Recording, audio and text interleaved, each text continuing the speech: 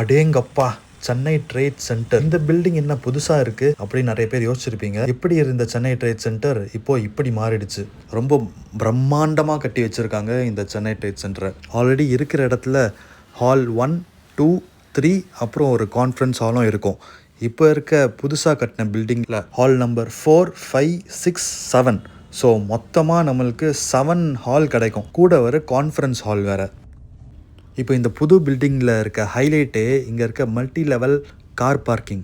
இந்த car parking பார்த்தீங்கன்னா ground floor plus 6 மாடி இருக்குங்க. மொத்தமாக 7 மாடியில் நீங்கள் கார் பார்க் பண்ணிக்கலாம். இனிமேல் இங்கே எந்த ஈவெண்ட் நடந்தாலும் ஃபஸ்ட்டு ப்ரிஃபரன்ஸ் இந்த இன்டோர் மல்டி லெவல் கார் பார்க்கிங்கில் தான் இருக்க போகுது.